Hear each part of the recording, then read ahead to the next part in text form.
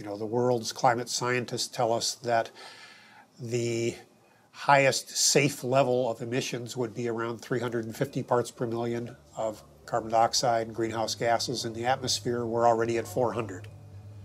They tell us that the sort of safest we could hope to do without having perilous implications as far as drought, famine, human conflict, major species extinction would be about a 2 degrees Celsius increase in temperature. We're rapidly approaching that, and with all the built-in carbon dioxide that's already in the atmosphere, we're easily going to exceed that. So on our watch, we are facing the next major extinction of species on the Earth that we haven't seen since the time of the dinosaurs disappearing. You know, when whole countries go underwater because of sea level rise, when whole countries find that there's so much drought that they can't feed their population, and as a result they need to desperately migrate to another country or invade another country. I mean, we're going to have climate wars in the future. And what about livestock and animal agriculture? Well, what about it? I mean,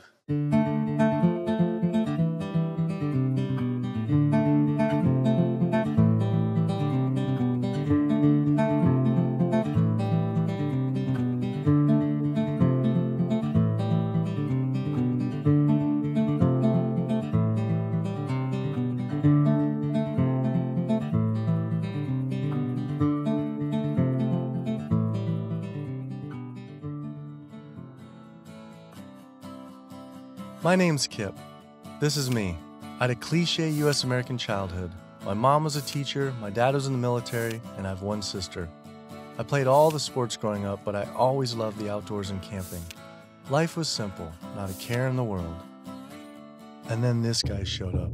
Like so many of us, I saw his film An Inconvenient Truth about the impacts of global warming, and it scared the emojis out of me. In Al Gore's film, he describes how our Earth is in peril. Climate change stands to affect all life on this planet. From monster storms, raging wildfires, record droughts, ice caps melting, acidification of the oceans, to entire countries going underwater. That could all be caused by humans' demands on the Earth.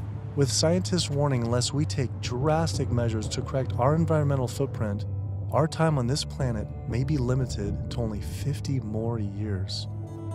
I wanted to do everything I could to help. I made up my mind right then and there to change how I lived and to do whatever I possibly could to find a way for all of us to live together, in balance with the planet sustainably forever. I started to do all the things Al told us to do.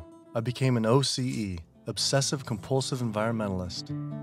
I separated the trash and recycling. I composted, changed all the light bulbs, took short showers, turned the water off when I brushed my teeth, turned off lights when leaving a room, and rode my bike instead of driving everywhere. But as the years went by, it seemed as if things were getting worse. I had to wonder, with all the continuing ecological crisis facing the planet, even if every single one of us adopted these conservation habits, was this really going to be enough to save the world?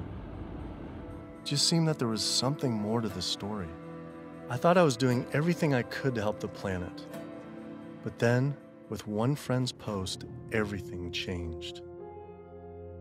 The post sent me to a report online published by the United Nations stating that cows produce more greenhouse gases than the entire transportation sector. This means that raising cattle produces more greenhouse gases than all cars, trucks, trains, boats, planes combined, 13% compared to 18% for livestock. This is because cows produce a substantial amount of methane from their digestive process. Methane gas from livestock is 25 to 100 times more destructive than carbon dioxide from vehicles. Here, I'd been riding my bike everywhere to help reduce emissions, but it turns out there's more to climate change than just fossil fuels. I started doing more research. The UN, along with other agencies, reported that not only did livestock play a major role in global warming, it is also the leading cause of resource consumption and environmental degradation destroying the planet today. How is it possible I wasn't aware of this? I thought this information would be plastered everywhere in the environmental community. I went to the nation's largest environmental organizations' websites, 350.org, Greenpeace, Sierra Club, Climate Reality, Rainforest Action Network, Amazon Watch, and was shocked to see they had virtually nothing on animal agriculture. What was going on? Why would they not have this information on there? It seemed the main focus for many of these groups was natural gas and oil production, with fracking being the latest hot issue due to water usage and contamination. Hydraulic fracturing for natural gas uses an incredible amount of water. A staggering 100 billion gallons of water is used every year in the United States. But when I compared this with animal agriculture, raising livestock just in the US consumes 34 trillion gallons of water. And it turns out the methane emissions from both industries are nearly equal. Living in California, a state plagued by drought and water shortages, water use is a major concern for many of us. The average Californian uses about 1,500 gallons per person per day. About half of that is related to the consumption of meat and dairy products. So meat and dairy products are incredibly water intensive, in part because the animals are using very water intensive grains. That's what they eat. And so all of the water embedded in the grain and that the animal eats essentially is considered part of the virtual water footprint of that product. I found out that 1/4 pound hamburger requires over 660 gallons of water to produce. Here I've been taking these short showers trying to save water, and to find out just eating one hamburger is the equivalent of showering 2 entire months. So much attention is given to lowering our home water use, yet domestic water use is only 5% of what is consumed in the US versus 55% for animal agriculture. That's because it takes upwards of 2,500 gallons of water to produce 1 pound of beef. I went on the government's Department of Water Resources' Save Our Water campaign, where it outlines behavior changes to help conserve our water, like using low-flow shower heads, efficient toilets, water-saving appliances, and fix leaky faucets and sprinkler heads, but nothing about animal agriculture. When I added up all the government's recommendations, I was saving 47 gallons a day. But still, that's not even close to the 660 gallons of water for just one burger. I wanted to see if I could somehow talk with the government about this. Just calling to see if we could schedule an interview. Yeah, that would be good. What does your schedule look like this afternoon or tomorrow afternoon? Tomorrow afternoon could be good. For the urban environment, there are a lot of things that can be done. Indoor, using low-flow shower heads, low-flow faucets, efficient toilets, efficient water-using appliances. All those are really good areas that can help quite a lot. But the biggest water savings is from outdoor. We have to be mindful of the way we use water. We have to use it as efficiently as possible. We have to protect its quality, and we have to be good stewards of the environment that depend on water. And checking the sprinklers. A lot of time we get a lot of leaks and broken sprinklers and things like that wastes water. And those are the areas that there's a lot of room for conservation. It kept on coming up. A lot was of animal agriculture.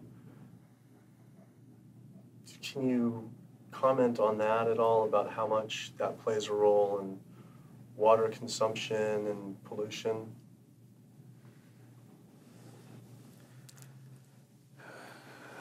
That's, that's not my area. There's one study that found that 1 pound of beef, 2,500 gallons of water. Yeah. Yeah.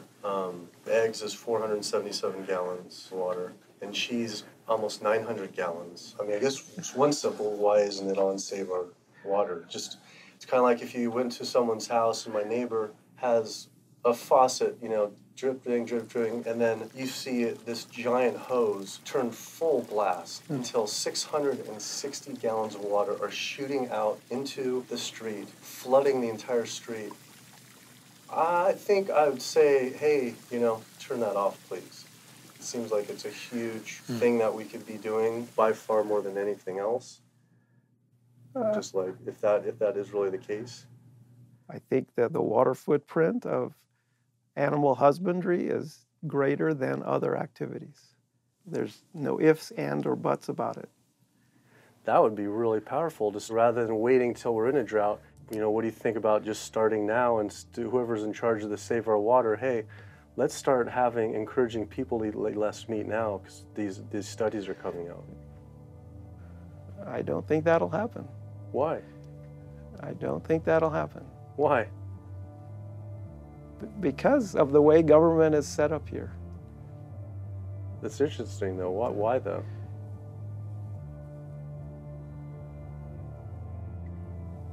One is water management, and the other one is behavior change.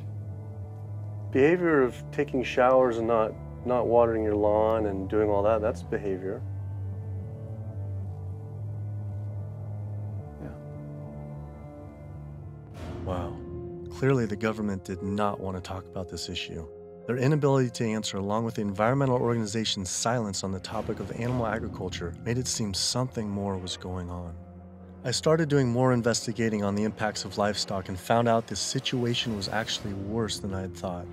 In 2009, 2 advisors from the World Bank released an analysis on human-induced greenhouse gases, finding that animal agriculture was responsible not for 18%, as the UN stated, but was actually 51% of all greenhouse gases. 51%. Yet all we hear about is burning fossil fuels. This devastating figure is due to clear-cutting rainforests for grazing, respiration, and all the waste animals produce.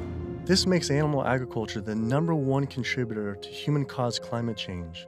But not only that, I found out raising animals for food consumes 1/3 of all the planet's fresh water, occupies up to 45% of the Earth's land, is responsible for up to 91% of Amazon destruction, is a leading cause of species extinction, ocean dead zones, and habitat destruction. Yet, the world's largest environmental groups that are supposed to be saving our world didn't mention this anywhere. I had to speak with environmental organizations to find out why they weren't addressing this issue.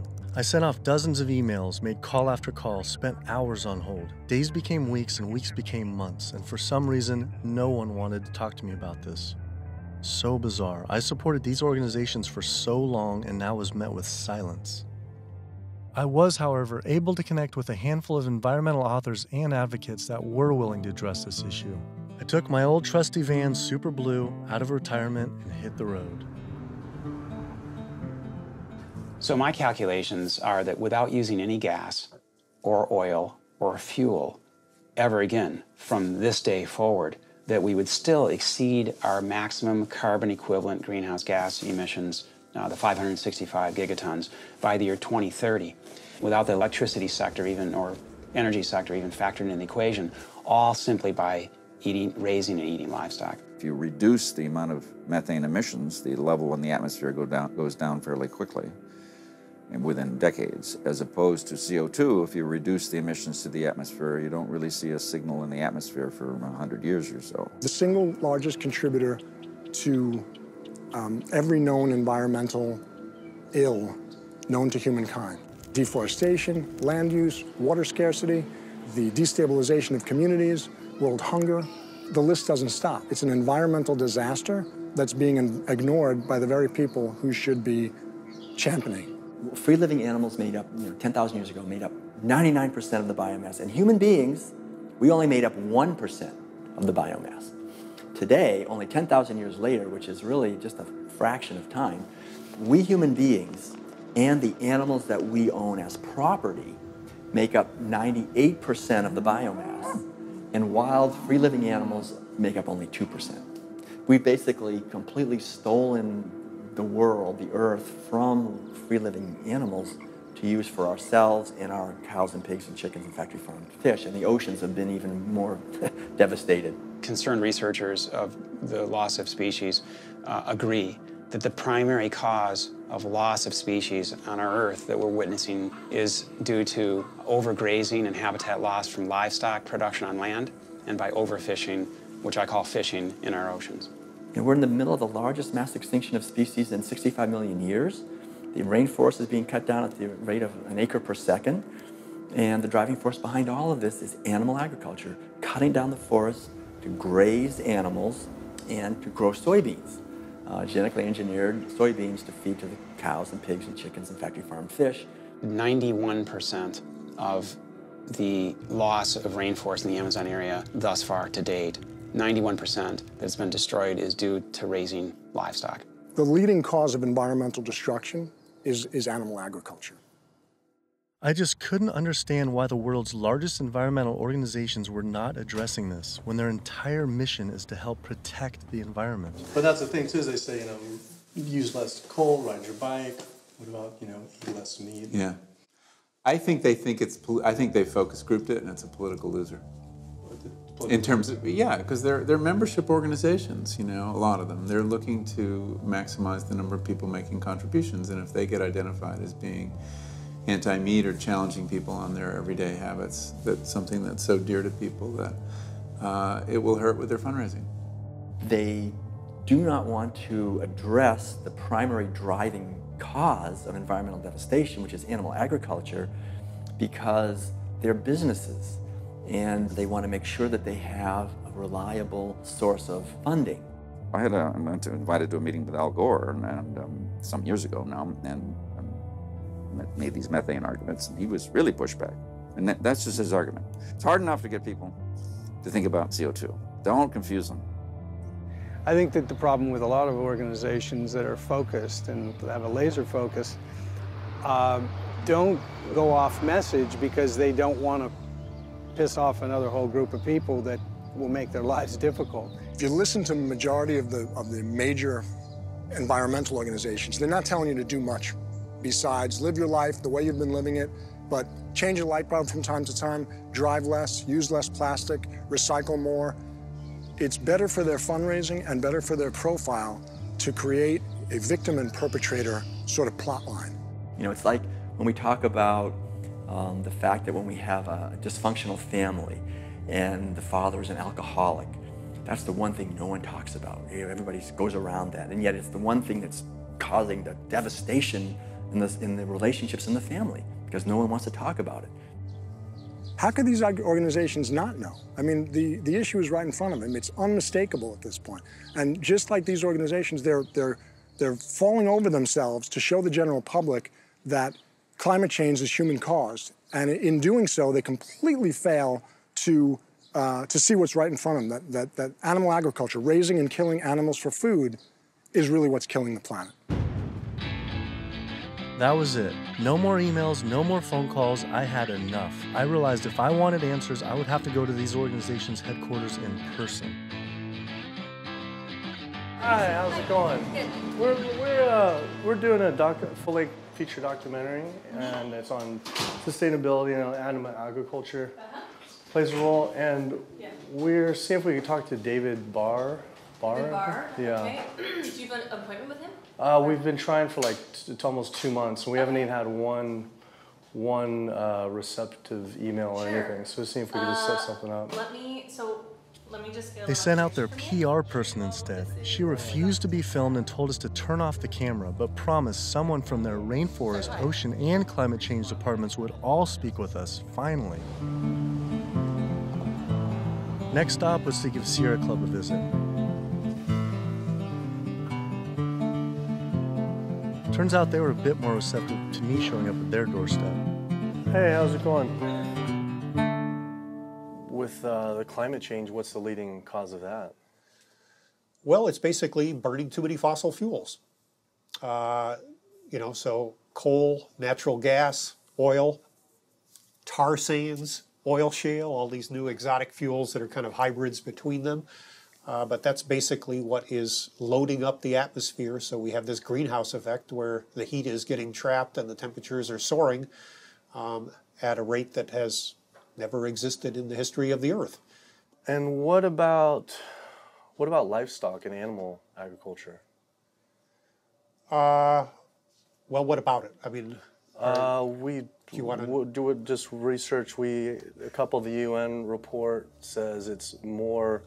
Livestock accounts for more than all transportation put together. A recent 2009 World Watch report, livestock causes 51% of all greenhouse gas emissions.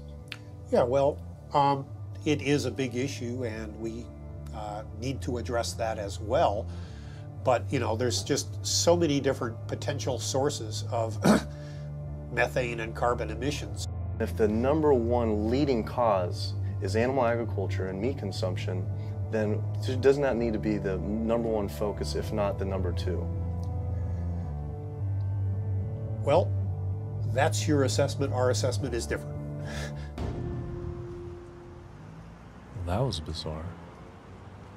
So Greenpeace got back with me today and said, "It was great to meet with you yesterday. I've spoken with various people here at Greenpeace about your request, but I'm afraid we're not going to be able to help this time. Thanks again, and we wish you the best of luck." Greenpeace's response reminded me of the statistic that 116,000 pounds of farm animal excrement is produced every second in the United States alone.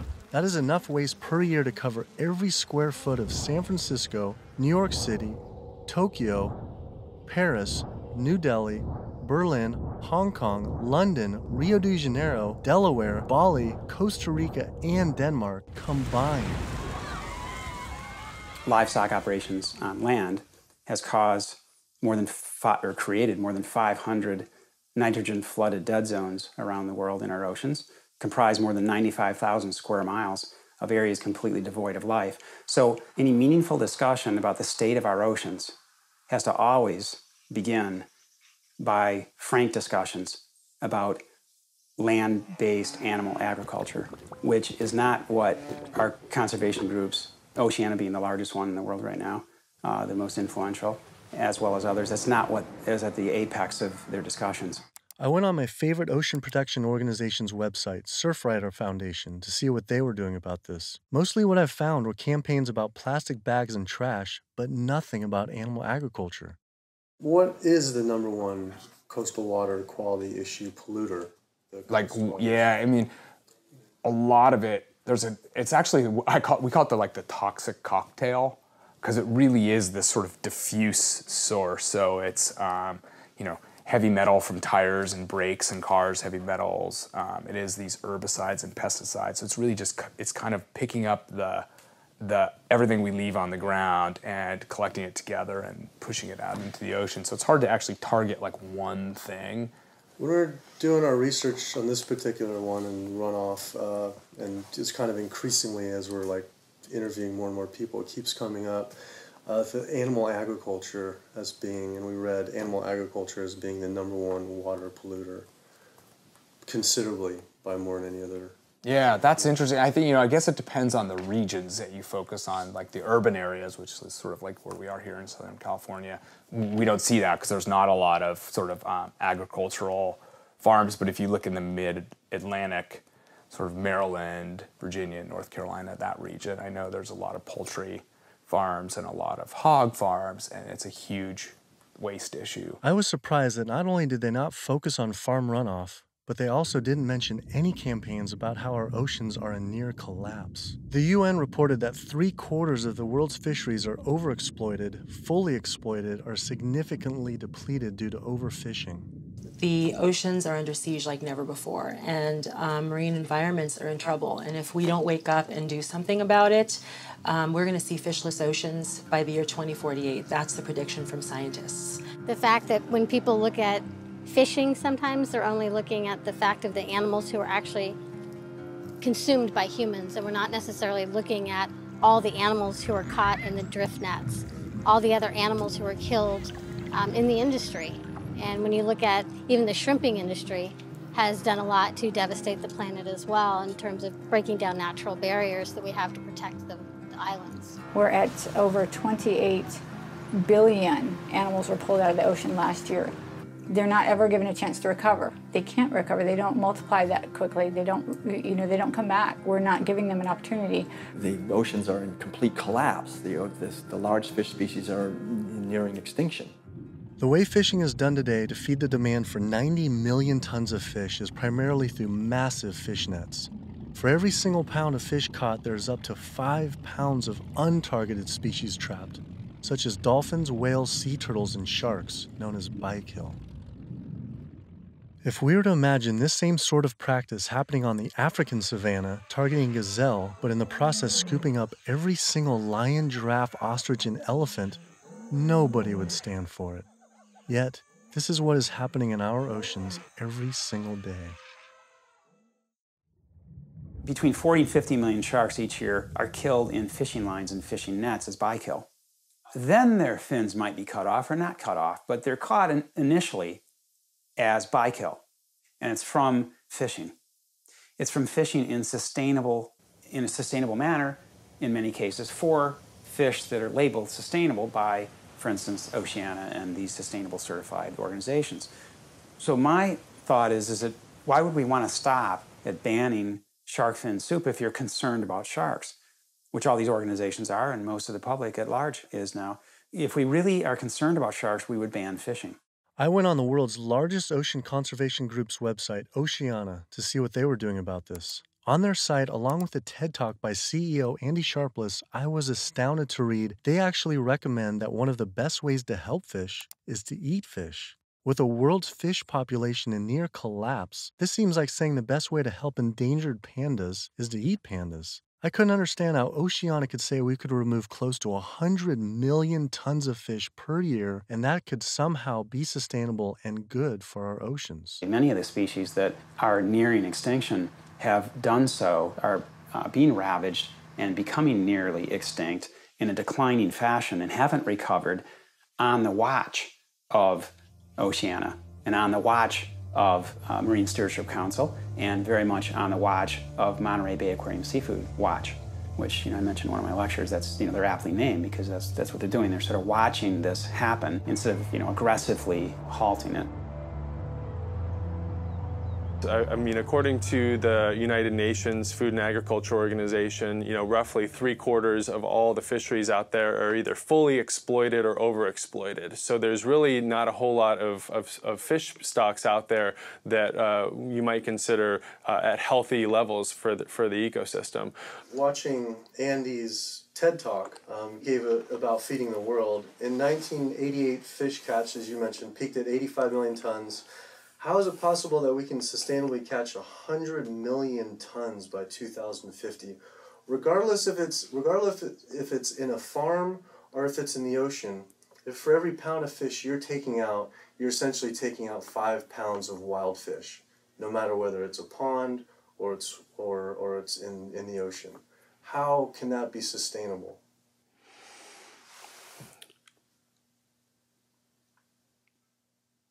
The ultimate question, right, is that there is a tremendous amount of natural production that is basically coming out of the oceans all the time. So we have a massive amount of upwelling from our ocean conveyor belt that's bringing up ancient 1,000-year-old nutrients, and our ecosystems are turning that into fish. Yes, they're eating each other, and you're losing some of that production every step up in the food chain, but you get more every year. You can fish and take some out, and next year there will be more. And if we do that right without ultimately hitting the fundamental driver, it's sort of like living off the interest, right? As long as you don't bring your principal down, right, if you're investing in something, as long as you're not hitting into that principal and your principal remains high, you could potentially live off the interest forever. And that's the basic idea with fish. With our population right now, what we're doing is if it's 75% depleted, the fishery is now depleted. And it's a good analogy with money. We're not living off our interest. We're in extreme debt. And if our population who's trying to live as a family on the same amount of money, and it's increasing 35% to 9 billion people, right. Isn't it just, hey, we got to stop spending money? Yeah. We need to stop eating fish. Well, if you could bring the principle back. Fishing of any type is depleting not only the species, but you get into this serial depletion where one fish species will be minimized and the fishing industry for that fishery will move on to the next species. And it's called serial depletion, aptly named. And in the process, so the fish are being lost, not only the species is being lost, but the next in line is being lost, and then the mechanism is still extremely destructive. So they're losing the fish species, but it needs to be kept in mind they're also destroying habitat. I think they came up with this term, sustainable fishing, to make ourselves feel good about eating fish and continuing to take fish out of the oceans, when in fact, really, it's Sea Shepherd's position that there is no such thing as sustainable fishing. Seafood is not a protein source for a sustainable protein source for the feeding of the planet, of the people on the planet. It's just not. People don't want to hear it because that makes them feel like they have to take action. They have to stop doing something, and a lot of people don't want to, and people don't want to, they don't want to put it out there because it's uncomfortable. They don't want to propose to tell people what to do, but we're at a point where we all have to be cognizant and we have to realize and we have to take an action. Our founder, Captain Watson, likes to say, if the oceans die, we die. That's not a tagline, that's the truth. Perhaps the only other ecosystem that is being destroyed at such a rapid rate are the world's rainforests. Our global rainforests are essentially the planet's lungs. They breathe in CO2 and exhale oxygen. An acre of rainforest is cleared every second, and the leading cause is to graze animals and grow their feed crops. That is essentially an entire football field cleared every single second. And it is estimated that every day, close to 100 plant, animal, and insect species are lost due to rainforest destruction.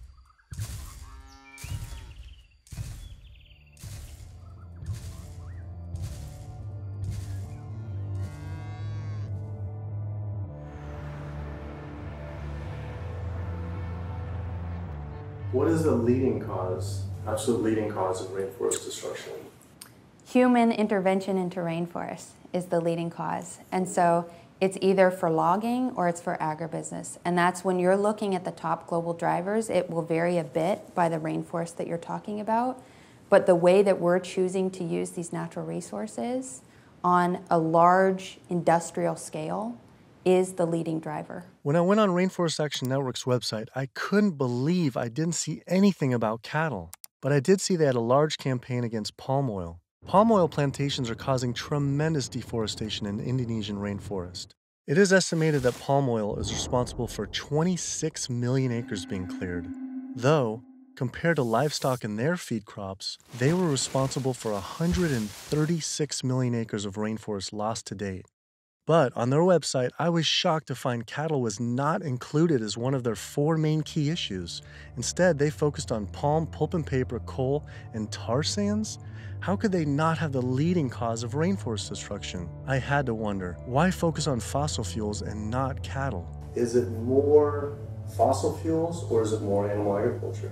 I don't know why we would ever do a one or the other. I'm just wondering, what more is it? I don't necessarily know what it is. Could the executive director of one of the world's largest rainforest protection groups honestly not know what was going on? Or even worse, were they hiding it on purpose? And if so, why? I immediately went to Amazon Watch to see if they would say what the leading cause of rainforest destruction truly is. The most biologically and culturally diverse place on the planet is under massive attack right now. The Amazon rainforest itself could be gone in the matter of the next 10 years. What is the leading cause of rainforest destruction? The leading cause of rainforest destruction, I would say, well, just to put it into the context of what Amazon Watch works on, there's many drivers of deforestation, as we call them. Many different reasons and ways that the rainforests are destroyed. The ones that cause the most damage and are the most widespread are mega projects, such as oil and gas pipelines, such as mining projects, such as mega dam projects. We're not talking about... I felt like I was going in circles with all these groups, as if I were stuck in some strange Cowspiracy twilight zone where no one could talk about cows. I couldn't believe these organizations just wouldn't say what the leading cause of rainforest destruction truly is. I had to ask one more time. It's hard to say what is the leading cause of deforestation of the Amazon because they're all destructive: oil and gas, mining, dams, agriculture. But in terms of land use, in terms of the amount of land that is destroyed by when we talk about, in comparison, all those different causes of deforestation, what is causing the most trees to fall, for example, I think it would definitely be agriculture. Unfortunately, one of the biggest causes of deforestation definitely in the Brazilian Amazon is agribusiness, cattle grazing, and soy production in particular. This is really what's going on. Why do you think that's like no Greenpeace or no one's really saying the whole story? The whole story about one of the main cause of deforestation. Yeah. And I think you brought up some really good points about why isn't anybody doing anything about this? And I think in Brazil in particular, I think when we look at what happened after the Forest Code was passed, and people who were standing up against the lobbyists and the interests, the special interests, the cattle industry, the agribusiness industry, what was happening to them? A lot of people who were speaking out got killed. And if you look at, say Carlos, you look at Claudio, there's people who are putting themselves out there and saying, cattle ranching, is destroying the Amazon. A lot of those people who are really putting themselves out there, and look at Dorothy Stang, the nun who lived out in Pará, who was killed. A lot of people will speak up. A lot of people just keep their mouths shut because they don't want to be the next one with the bullet to their head. Sister Dorothy Stang was a U.S.-born nun living in the heart of the Brazilian rainforest. Her life's work was to protect the Amazon. She spoke out openly against the destruction of rainforests from cattle ranching for years. Walking home one night, she was brutally gunned down at point-blank range by a hired gun from the cattle industry.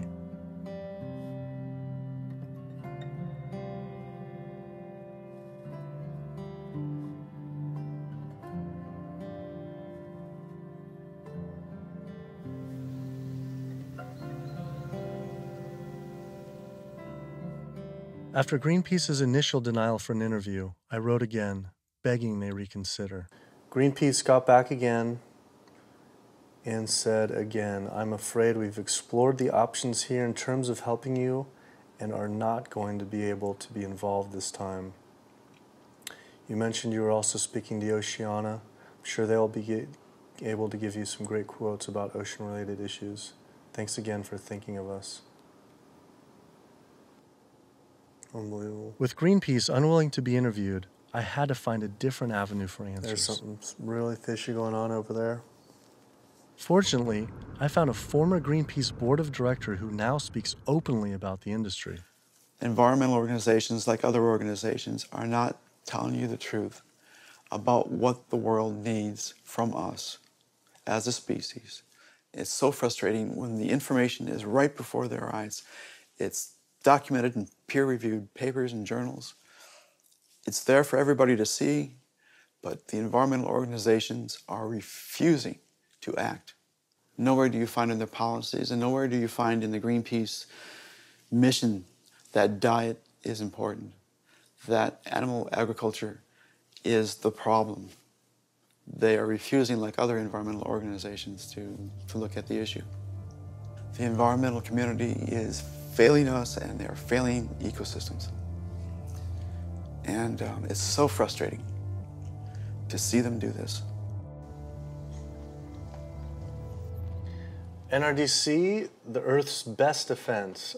All right, so here they actually do have a few things on animal agriculture. The leading cause of environmental degradation is too much pollution and too many engines churning too fast in too many places around the globe. Lately, in 2009, a World Watch report that livestock causes 51% of greenhouse gas emissions, and transportation is around 13, and then the low end, the UN was around 18 to 30, which is more than all transportation, all put together. Internationally or nationally? Yeah, I think energy production and transportation are still major sources. So I think I guess I'm not going to comment on that because I'm not familiar with those numbers. So it's don't quote me on this, but that's cow farts. That's what I think what that is. I think that's cow farts.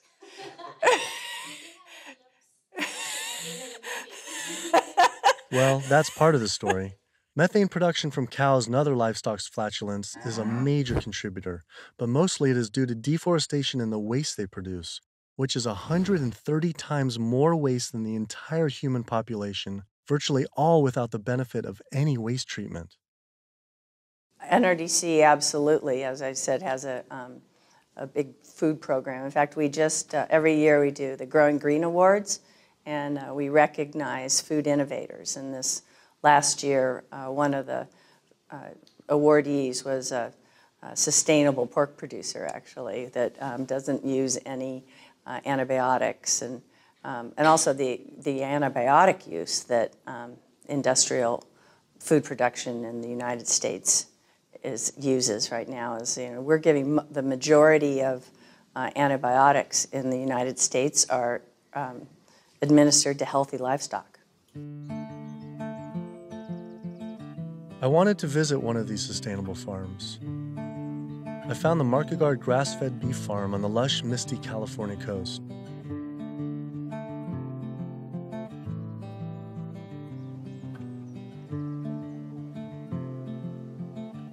I met Eric and Donegal Markegard and their 4 children.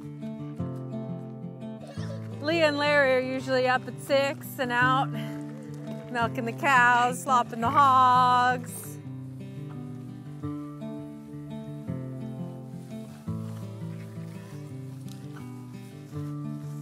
Altogether, we graze about 4,500 acres. Wow. And this is our home ranch, and this is 952 acres of that. On average, it's about 1 cow or cow and a calf per every 10 acres. We would produce annually roughly 80,000 pounds of finished plate-ready meat.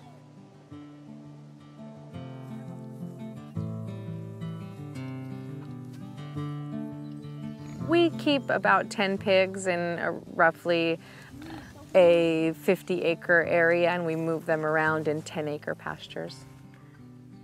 Some people think that pigs are dirty and gross, but I really like them. They know people, and they'll be friends and really nice. And they could be like your best friend, or could be like your sister. See? They know you when you get to know them. I mean, I shouldn't be bonding, but you have to have a nice pig. Why shouldn't you bond with them? Well, because they're going to turn into bacon. Oh. But these pigs are about 7 months old now. That's it? Wow. So these bigger ones are getting ready to be killed. Those 2 smaller ones there, you know, they could grow up a few more months. I love animals, and that's why I'm in the meat business. It's what more of society needs to see, is that packaged piece of meat is a living animal, living and breathing creature that, yeah, it's hard. It's hard. But like what Donegal said earlier, we do it because we love them. With the land use, there's anywhere between, with industrial, as low as 2 to 2.5 acres per cow, all the way up to some, depending, it's not as lush as this, up to 35 acres. Yeah, we have a ranch in South Dakota that's 50 acres. 50 acres per? Yeah, it's about 50 acres, yeah. And why is that? Same thing, it was just farmed and robbed of all the nitrogen, you know. The land also was abused, seasonal, and right? it's also seasonal. Is it possible, and is it practical for the whole world to, say, have grass-fed cattle? In, like, say, Brazil, where, you know, 80% of the rainforest was destroyed for cattle. What are your thoughts on that? They shouldn't be eating beef. If their environment wasn't designed to raise beef, then they shouldn't be eating it. Yeah. How do you offset the carbon footprint of livestock?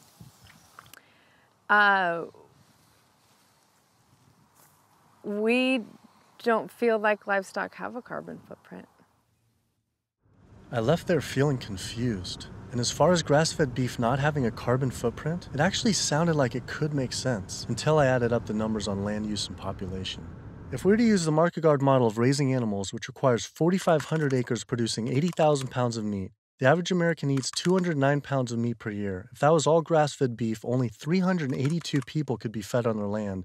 That equates to 11.7 acres per person times 314 million Americans, which equals 3.7 billion acres of grazing land. Unfortunately, there are only 1.9 billion acres in the U.S.'s lower 48 states. Currently, nearly half of all United States land is already dedicated to animal agriculture.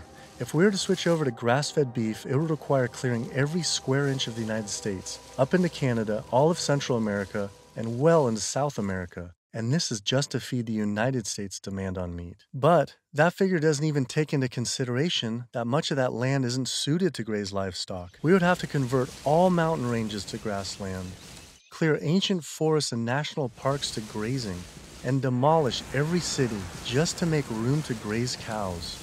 Just like Brazil, the United States isn't suited to meet the demands for meat. It takes 23 months for a grass-fed animal to grow to the size and age that it's slaughtered, whereas a grain-fed takes 15 months. So that's an additional 8 months of water use, land use, feed, waste, and in terms of a carbon footprint, it's a huge difference.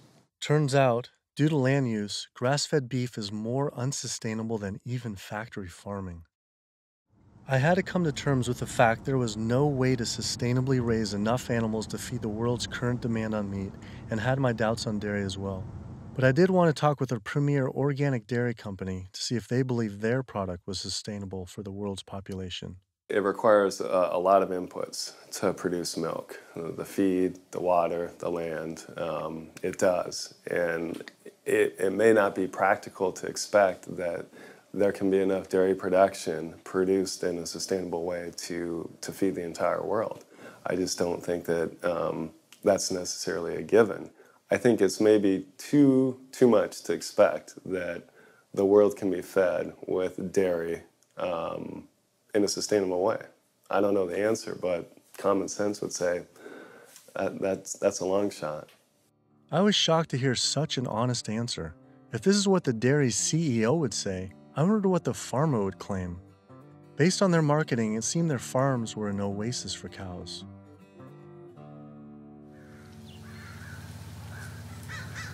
It was not what I expected.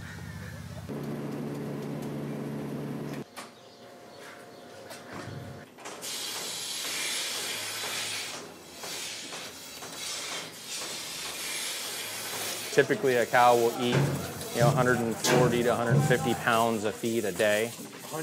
40 to 50 pounds of feed every day. And then she's also going to drink between 30 and 40 gallons of water. Probably go through probably 20 tons per week. 20 tons of grain per week. Primarily for our milking cows, so about 250 cows. Yeah, so the biggest part of sustainability to me, the number one thing on the list should be profitability. So how the process completely works from start to finish is the cow needs to have a baby in order to give milk. And so she'll have her baby. That baby's going to stay with the mother for at least 2 days. The babies will go off to our calf raising facility, so they have an individual hutch that they'll be raised in. Since we're a dairy, it's only the girl cows that give us milk.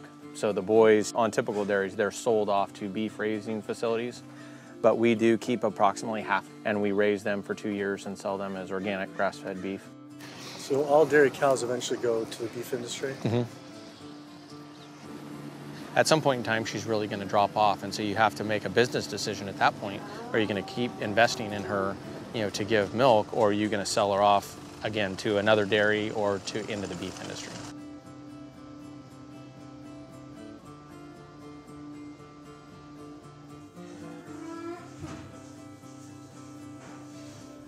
There's very few places on this planet that have this type of environment. But the demand on dairy-based protein in the world is only going to increase. And there's not enough land on the planet to do this type of dairying around the world. It's just the environment is not going to be that way. The land's not there. So I guess on a global scale, a conclusion would be dairy is not sustainable. unless we start digging up houses and putting pastures back. And the only way to start digging up houses and development is to have less people. We only know that population is going to continue to grow. So that means more commercial dairying, I'm sure. Either that or some lower demand by the people. Yeah, or some other product's going to take its place. I mean, we see there's all sorts of soy milks and almond milk and a lot of other products that are coming out, and different blends, where you take juices and proteins, and I think you'll see a lot more of that. He was right. How could cow's milk be sustainable? For when 1 gallon of milk, it takes upwards of 1,000 gallons of water to produce. Doing research on grass-fed livestock, I kept coming across the work of Alan Savory. Almost a third of the planet's land is becoming desert, with the vast majority due to livestock grazing. Savory claims that the best way to reverse this desertification is to actually graze more animals. This reminded me of Oceana saying the best way to help fish is to eat fish. This is the same man, during the 1950s, working as a research officer for the game department of what is now Zimbabwe, came up with a theory that actually elephants were the cause of desertification there. And his solution was convincing the government to kill 40,000 elephants. Yet, after 14 years of relentless slaughter, the conditions only got worse. His theory was wrong. The culling finally ended, but not until tens of thousands of elephants and their families were killed. This is not someone I would ever take ecological advice from.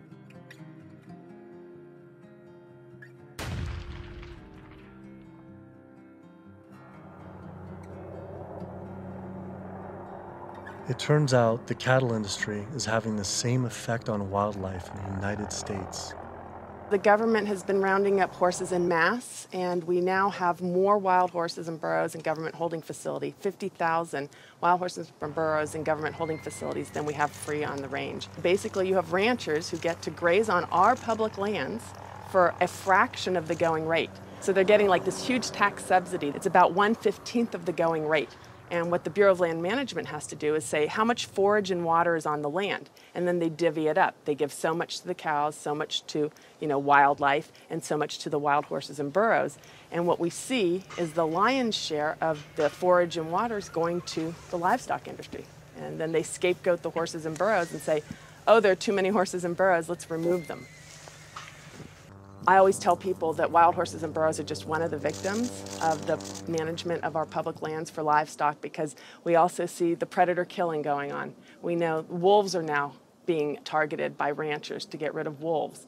USDA has aircraft, and all they do is aerial gunning of predators. So all a rancher does is call up and say, I've got a coyote here. They'll come over and they'll shoot the coyote, or they'll shoot the mountain lion, or they'll shoot the bobcat. And this is all for ranching. In Washington State, after cattle were found to be attacked on public lands where they were grazing under permit, Washington State decided to kill the entire wedge pack of wolves. And those wolves were not introduced. They had in-migrated from Canada, but they're no longer there. It starts at the local level with the Bureau of Land Management, but then it goes all the way to Congress. And we see Congress sitting there willing to allow this type of mismanagement of our public lands to continue. It is the insistence of and the lobbying power of the animal agriculture industry that continues to see wolves killed, continues to see an insistence that predators be maintained at a low level that does not benefit ecosystems. I've seen so many pieces of land, I've looked at so many environmental assessments from the Bureau of Land Management where they say the rangelands are not meeting standards. And they say straight up, livestock grazing is a cause for not meeting range standards, and yet they will continue to allow livestock grazing. They're at the very core of making sure that cougars are treed by hounds, and that wolf packs are run down, and that hunting seasons are opened up year-round, and that traps are set so that they can suffer. If anyone cares about wild horses and wildlife and public lands and the environment, you can't ignore the livestock, the impact, the negative impact that livestock grazing is having on our public lands and the rest. I've added up the costs of animal food production that the producers don't actually bear themselves. These are the hidden costs or the externalized costs that they impose on society. And those are in categories like healthcare, environmental damage, subsidies, damage to fisheries, and even cruelty. If you take those externalized costs, which are about $414 billion, if the meat and dairy industries were required to internalize those costs, if they had to bear those costs themselves, the costs of the retail prices of meat and dairy would skyrocket. So a $5 carton of eggs would go to $13. A $4 Big Mac would go to $11. The problem with these externalized costs being imposed on society is that whether you eat meat or not, whether you're an omnivore or an herbivore, you are paying part of the costs of somebody else's consumption. So that when somebody goes into a McDonald's and buys a Big Mac for $4, there's another $7 of costs that's imposed on society. I'm paying that. You're paying that, whether you eat meat or not. When you really look at who's benefiting and who's lobbied for this system of agriculture, it's the largest food producers in the country and the largest meat producers. And once they become so large and wealthy, then they can dictate the federal policies around producing food because they have so much political power. Was this why Al Gore, even during his vice presidency, never addressed the issue of animal agriculture and failed to talk about it in his film, An Inconvenient Truth, or his organization, the Climate Reality Project? Was this truth just too inconvenient for even him? I felt let down by the man who inspired me on this entire path. I knew I needed to talk to an animal agriculture lobby group to see what they had to say. If they could silence the government, are they influencing and possibly have connections to these environmental groups as well? Animal Agriculture Alliance, one of the biggest livestock lobby groups in America, has agreed to an interview. Greenpeace won't give us an interview, but Animal Agriculture Alliance has agreed to an interview. Now that is saying something.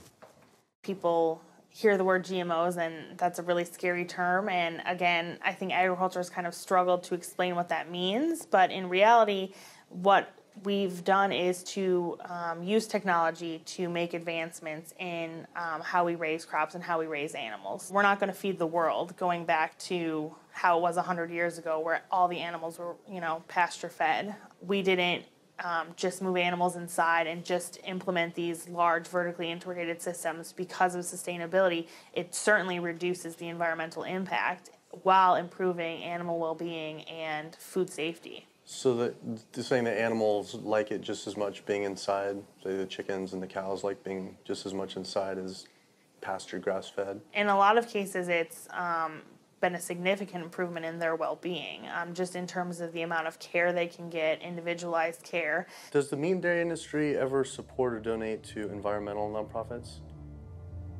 I don't know that I would want to comment on that. Yeah, I don't. I don't know. I don't know that we would know what they donate to or don't donate to. Does meat and dairy industry ever support or donate to, say, Greenpeace? Again, I don't know that I would feel comfortable.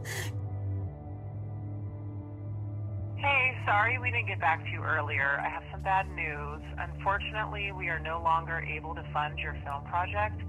We had a meeting, and due to the growing controversial subject matter, we have some concerns and have to pull out. Why was this subject so controversial?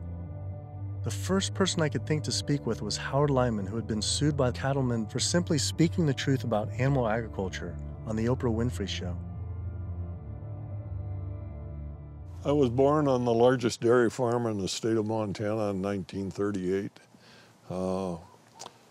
Grew up my entire life on a livestock farm, went to Montana State University, got a degree in agriculture, came back and started a mega agricultural endeavor where I had 10,000 acres of crop, 7,000 head of cattle, and about 30 employees. So I spent 45 years of my life in animal agriculture, and so I've been there, done that.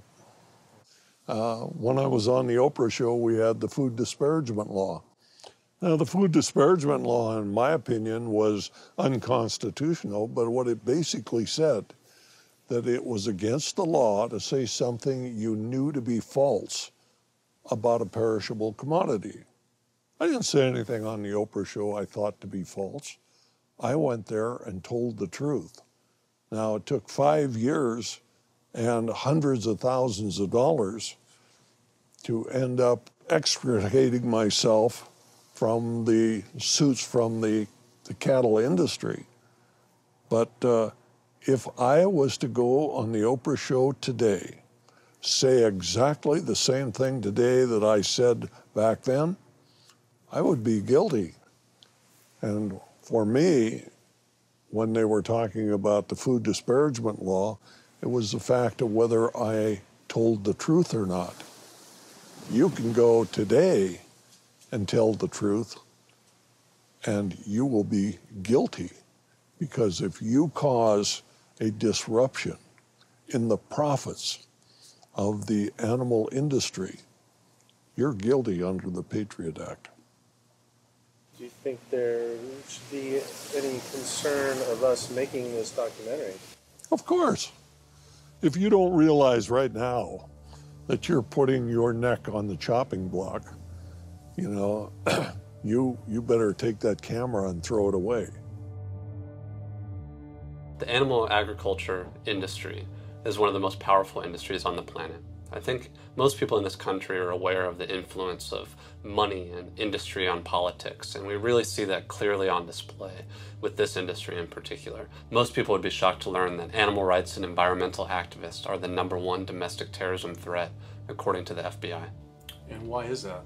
It's a difficult question to answer, why these groups are at the top of the FBI's priorities. I think a big part of it is that they, more than really any other social movements today, are directly threatening corporate profits. You know, when we try to find out how factory farms and how animal agriculture is polluting the environment, they try to claim exemptions to that information, either under national security terms or public safety, trademark issues, business.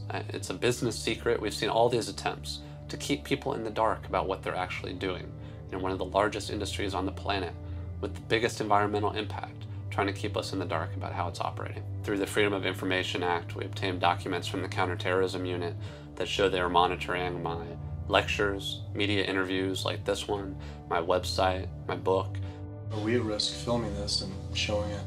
You're going up against people that have massive legal resources. I mean, it's just overwhelming, the amount of money at their disposal, and you have nothing. And I think that fear is a big part of the tactic as well. Will was right. I was scared. When I learned about the activists being killed in Brazil, I was disturbed, but I felt removed. But to learn about American activists and journalists being targeted by the industry and FBI, my funding being dropped, I was genuinely worried and it hit close to home. Was this why no one was willing to talk about the issue? I decided to take precautionary measures with all the footage I shot.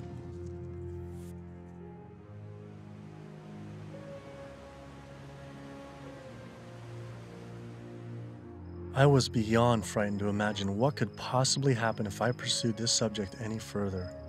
It seemed the only decision to make was to put down the cameras and walk away. But then, I realized this issue was way bigger than any personal concern I could ever have for myself. This was about all life on Earth hanging in the balance of our actions, and that you either live for something or die for nothing. And I actually had no choice all along. I decided then to surrender not to fear from the secret, but rather to a cause towards truth. I couldn't be like these environmental organizations and sit silently while the planet was being eaten alive right in front of our eyes. I had to stand up and continue on.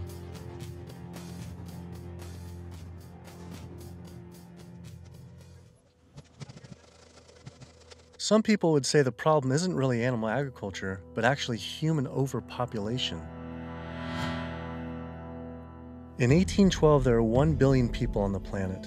In 1912, there were 1.5 billion. Then, just 100 years later, our population exploded to 7 billion humans. This number is rightly given a great deal of attention, but an even more important figure when determining world population is the world's 70 billion farm animals humans raise. The human population drinks 5.2 billion gallons of water every day and eats 21 billion pounds of food. But just the world's 1.5 billion cows alone drink 45 billion gallons of water every day and eat 135 billion pounds of food. This isn't so much a human population issue, it's a human eating animals population issue. Environmental organizations not addressing this is like health organizations trying to stop lung cancer without addressing cigarette smoking. But instead of secondhand smoking, it's secondhand eating, which affects the entire planet. We're growing enough food right now in the world to feed between 12 and 15 billion people. We only have 7 billion people. We have roughly 1 billion people starving every single day. Worldwide, 50% of the grain and legumes that we're growing, we're feeding to animals. So they're eating huge amounts of grain and legumes. And in the United States, it's more like closer to 70, 80, depending on which grain it is, about 90% of the soybeans.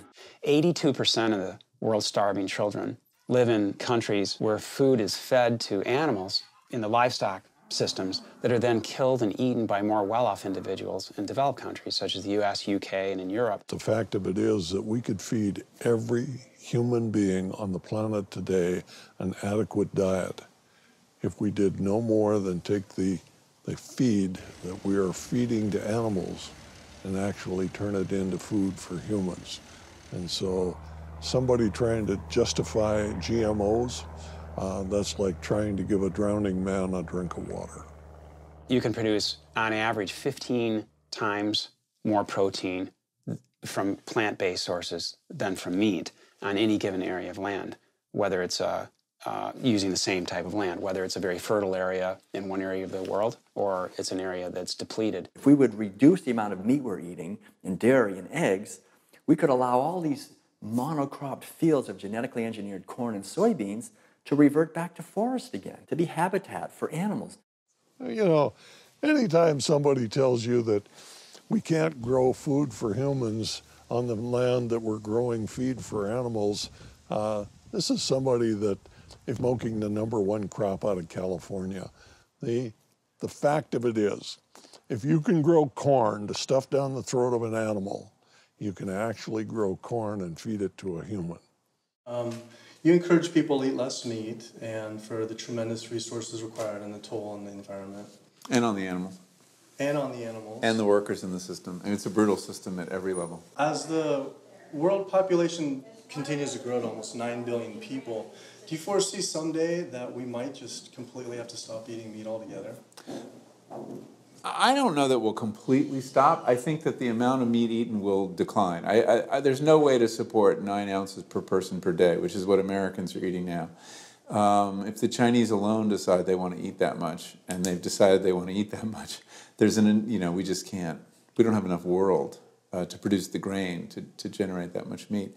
I think a plant-based diet is the most sustainable. But what do you recommend for 9 billion people can eat for the planet to not only sustain but to thrive? Would you throw out a number like an ounce, 1 ounce? Per meat? And including dairy, I don't think I don't know enough. But yeah, it would be on the order of a couple ounces a week. It's not going to be the way we're eating it now. We're gorging on meat. We're eating huge amounts. And does that include cheese too? 2 ounces total? Cheese and milk. 2 ounces a week. Only 2 ounces a week seem like nothing. People could probably raise that in their own backyard. Maybe backyard farming was a sustainable solution. I have 42 ducks. I started off with 3 ducks 3 years ago, and then those burdened into a population.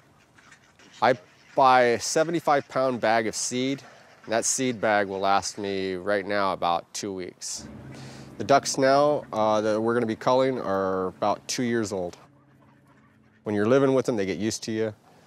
They're not intimidated or whatever, and so they make all their vocal sounds like natural. Go down. Easy, easy, easy, easy. Okay. Now we're gonna keep you. Run. These two go first. Being smart-wise,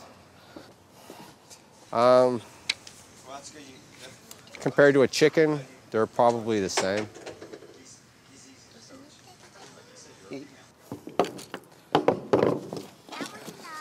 Yeah, he is.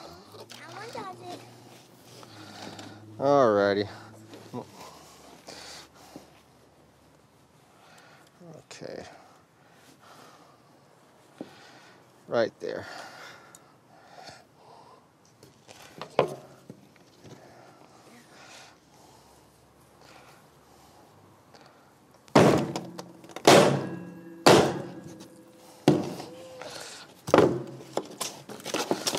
That's going to be a little gruesome.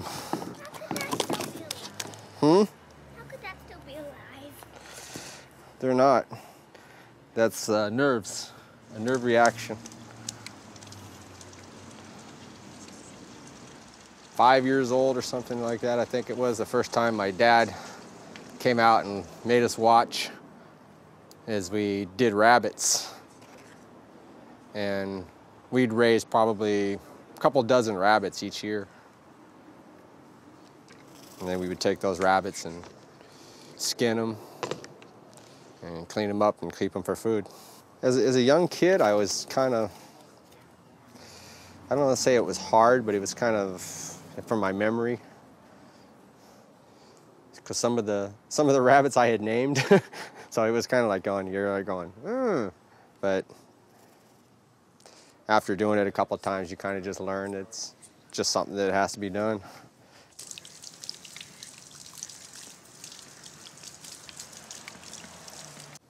Not the fingers.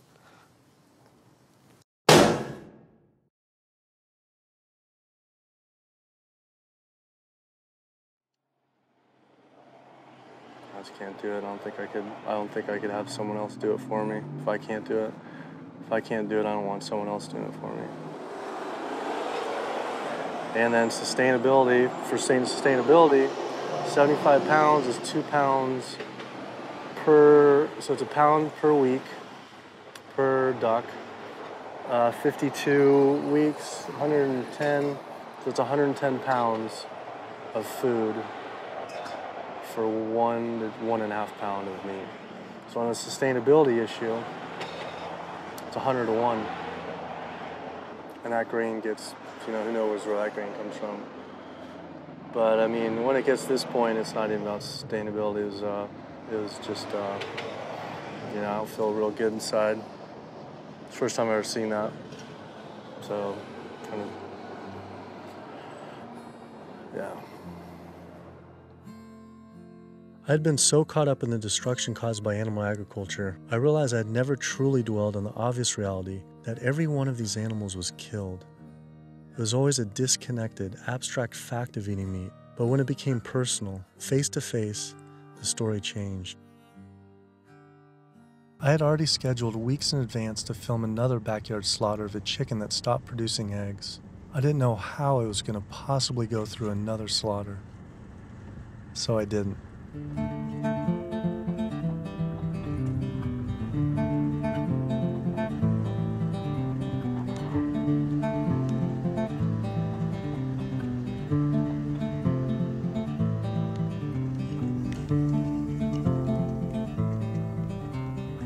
Animal Place is a farm animal sanctuary in Northern California that focuses on rescuing animals from the animal agriculture industry. A lot of people don't realize that meat breed chickens, like this guy behind us, they're generally slaughtered at about 42 days old, whereas chickens that are bred for egg production are killed when their productivity starts to decrease, when they start laying less eggs. And that generally happens about 18 months to 20 months. It doesn't matter if you buy caged eggs from hens on cage-free farms or free-range farms or pasture-based farms. Hi, Carol. It doesn't matter. It turns out there's a successful movement of sustainable animal alternative food producers based right here in California, funded by big names like Bill Gates and Biz Stone. When you imagine all those egg-laying hens eating all that soy and all that corn, you have an energy conversion ratio at about 38 to 1. Whereas alternatively, you can find plants. And you can grow those plants, and you can convert those plants into food. And the energy conversion ratio for the plants that we're using to replace the eggs is about 2 to 1, compared to 38 to 1 for eggs. So our explicit goal is to have the maximum amount of impact by creating this new model that makes the global egg industry entirely obsolete. We're making the Omega products and proving that we can make better tasting food that's great for you, and it takes 1/20th of the land and resources that dairy do. If I could tell you that you could have the fiber structure of meat, the satiating bite of meat, the protein, and all the nutritional benefits of meat without actually having animal protein itself, and by doing that, you could address climate change, you could address the human health epidemics that we're seeing, you could address animal welfare, and you could address natural resource conservation, would you make the change? But what if people just ate less animal products, like going meatless on Mondays? When you go meatless on Monday, if you ascribe to that campaign, you're essentially contributing to climate change, pollution, depletion of our planet's resources, and your own health, then on only 6 days of the week instead of 7.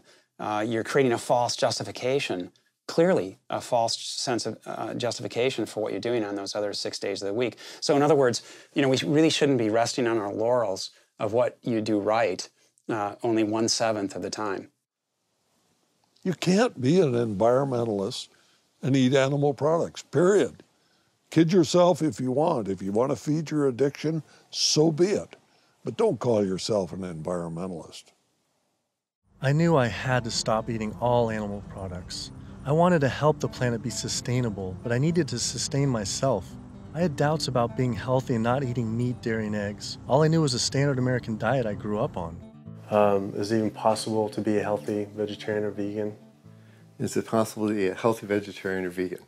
I became vegan for, 32 years ago now, and I run several miles every day. I go biking 40, 50 miles through the countryside. I work long hours. I feel great. It's nice waking up in a light, trim body every day. And so many of my vegan friends and patients, are just, they're thriving since their transition to a vegan diet. So yes, and I've seen vegan moms go through healthy vegan pregnancies and deliver healthy vegan children and raise them into tall, full-size, intelligent vegan adults. And yes, certainly all the nutrients are there in the plant kingdom to do this. That is correct. Think anyone should be consuming dairy? I really don't. When you think about it, the purpose of cow's milk, I did most of my growing up on a dairy farm in Wisconsin. The purpose of cow's milk is to turn a 65-pound calf into a 400-pound cow as rapidly as possible. Cow's milk is baby calf growth fluid. That's what this stuff is. Everything in that white liquid, the hormones, the lipids, the proteins, the sodium, the growth factors, the IGF, every one of those is meant to blow that calf up to a great big cow, or it wouldn't be there. And whether you pour it on your cereal as a liquid, whether you clot it into yogurt, whether you eat it into cheese, whether you freeze it into ice cream, it's baby calf growth fluid. And women eat it, and it stimulates their tissues, and it gives women breast lumps. It makes the uterus get big, and they get fibroids, and they bleed, and they get hysterectomies, and they need mammograms, and gives guys man boobs. Cow's milk is the lactation secretions of a large bovine mammal who just had a baby. It's for baby calves. I tell my patients, go look in the mirror. Do you have big ears? Do you have a tail? Are you a baby calf? If you're not, don't be eating baby calf growth fluid in any level. There's nothing in it people need. It was a relief to hear I didn't have to eat any animal products to be healthy and even thrive, but I still thought you needed animal manure to grow organic agriculture. It turns out there's an entire movement with people growing food without any animal inputs. I visited Earthworks Urban Farm in Detroit, where they are working with and growing food for the low-income community. We tend to see ourselves as individuals in a bubble, and forget that we inhabit this land and this earth with other creatures. And so we have to learn how to share more, I guess. Jaws here is working on his garden. You'll be surprised what you can do with what seems to be not a lot of space. About a 4x8. Yeah. What's your goal this year? How much do you think you can maximize that? I would push for 100 at least. 100 Least. pounds? Least. Wow. That's amazing. So, the one full year after this was constructed, we doubled our yield to over 14,000 pounds of food. 14,000 pounds? On Yeah. about how many acres? About 2.5. So as much food as we produce and we grow, or the earth helps us grow, is we also have to return those nutrients back to the soil. So we like to think of our work as being regenerative, that we're putting as much life-giving substance in the ground as we're taking out. So just kind of healthier and safer to use vegetarian or vegetable composting and stuff? Yeah, that's what we found. But also because it takes less time, it's a lot easier to manage. A lot easier, yeah. Yeah. And the soil is just as rich. No. Yeah, absolutely. Not only is it organic more compassionate, it's also more efficient. And in a society with this many billions of people, we need to be as efficient as possible. Some people might go back and say, if we embrace this primitive approach of only wild animals everywhere, and we go back to like a hunter-gatherer system, that sounds great. But that was 10 million people on the entire continent. Maybe a little bit more, a little bit less, no one really knows. Today, now, we have what? We have 320 million in the US, 25 million in Canada, another 100 and so many million in Mexico. So North America is up to almost 450 million people. Trying to figure out a way to bring animal agriculture in balance with 450 million hungry people is impossible. This is amazing. I didn't believe it when I first learned it, but 216,000 more people are born to the planet every day. Every day. It's extraordinary. But what's really extraordinary is you need, per day, 34,000 new acres of farmable land. It's not happening. To feed a person on an all plant-based vegan diet for a year requires just 1/6 of an acre of land. To feed that same person on a vegetarian diet that includes eggs and dairy requires 3 times as much land. To feed an average U.S. citizen's high-consumption diet of meat, dairy, and eggs requires 18 times as much land. This is because you can produce 37,000 pounds of vegetables on 1.5 acres, but only 375 pounds of meat on that same plot of land.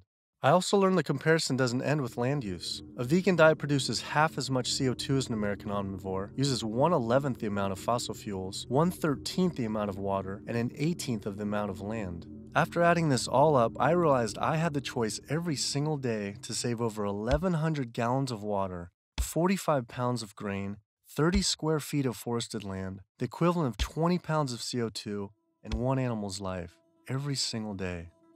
If we all, as a society, did go vegan and we moved away from eating animal foods and toward a plant-based diet, well, what would happen? If we didn't kill all these cows and eat them, then we wouldn't have to breed all these cows because we're breeding cows and chickens and pigs and fishes. We're breeding them and, over and over again, relentlessly. So if we didn't breed them, then we wouldn't have to feed them.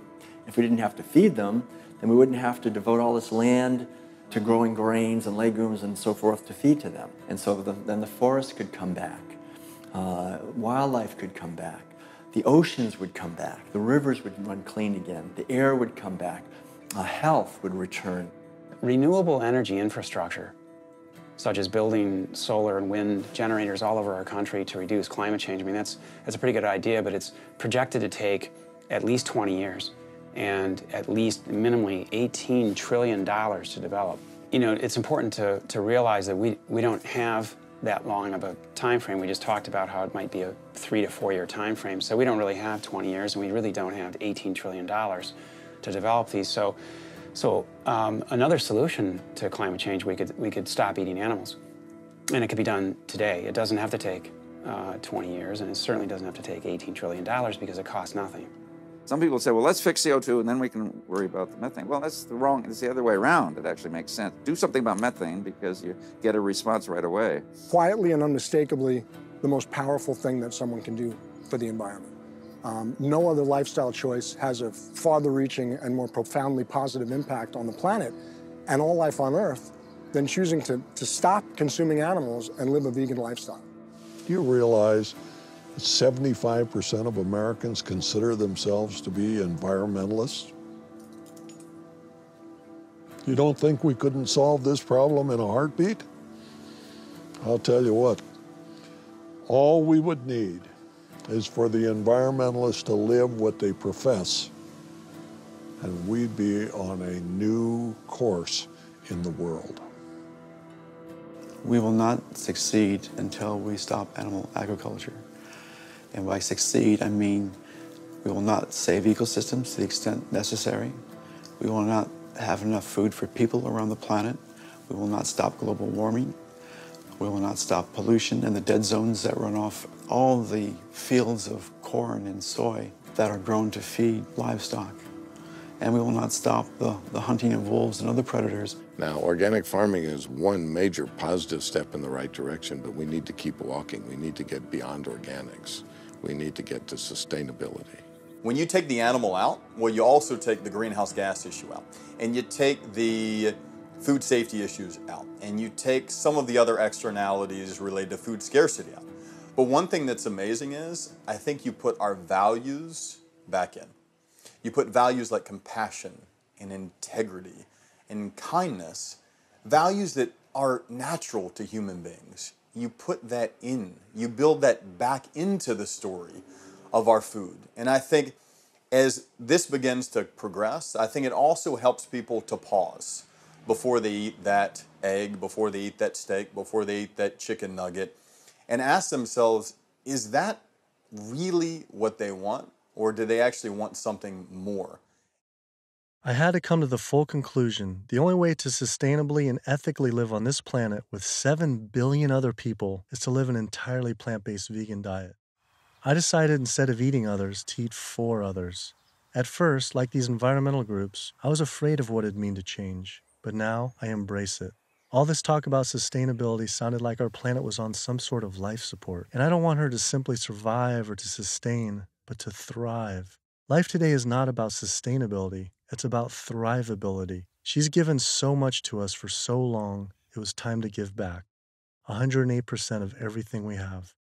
It felt good. It was in alignment.